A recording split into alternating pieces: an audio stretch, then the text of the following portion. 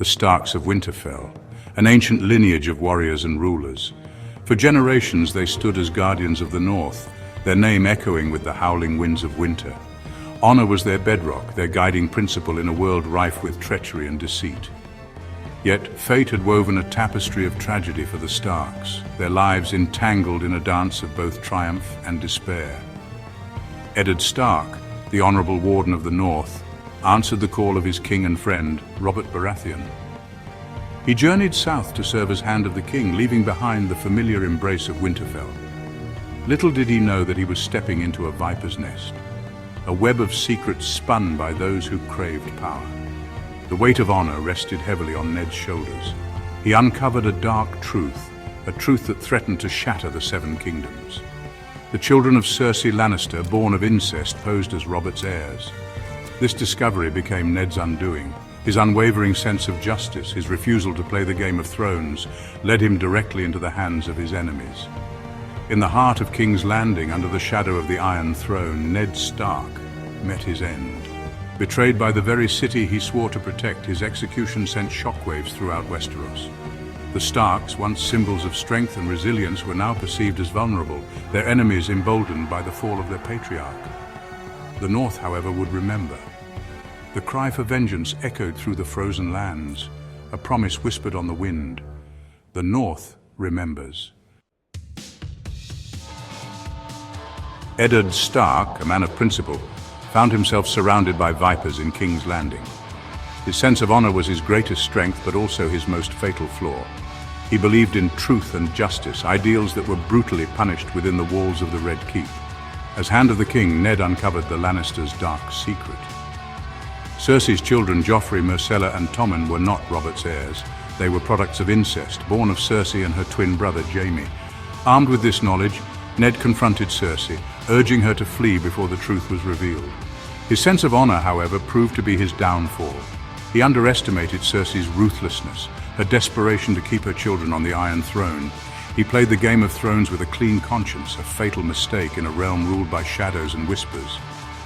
In a tragic turn of events, Robert Baratheon, Ned's closest friend and king, was mortally wounded in a hunting accident. On his deathbed, Robert named Ned as protector of the realm, entrusting him with the safety of his supposed children. It was a poisoned chalice. Cersei seized control, accusing Ned of treason. His voice, the voice of truth, was silenced.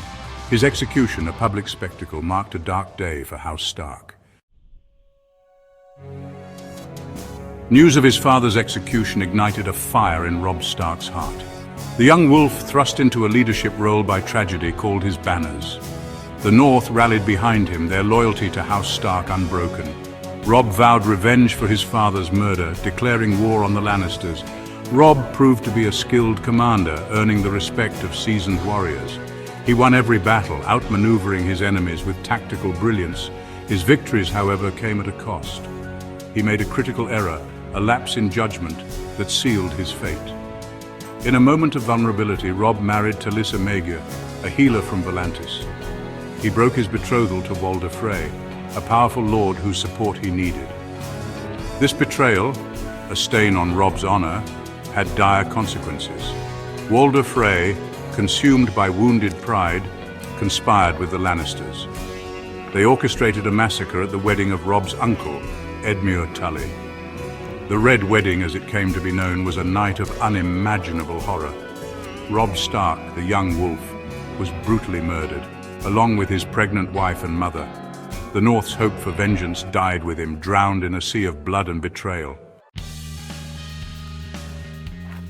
The remaining Stark children were scattered, their fates uncertain. Sansa, held captive in King's Landing, was forced to witness her family's downfall. She endured humiliation and abuse at the hands of the Lannisters, her innocence stripped away. Arya, ever the fighter, escaped the clutches of the Lannisters. She disguised herself as a boy, her spirit unbroken despite the horrors she witnessed. Her journey led her to the mysterious House of Black and White, where she trained to become a skilled assassin. Bran, crippled after being pushed from a tower, embarked on a perilous journey north of the Wall. He was drawn to a mystical cave guided by the Three-Eyed Raven, a powerful greenseer. Bran's destiny lay in embracing his supernatural abilities, in becoming the Three-Eyed Raven himself. Jon Snow, believed to be Ned Stark's bastard son, joined the Night's Watch.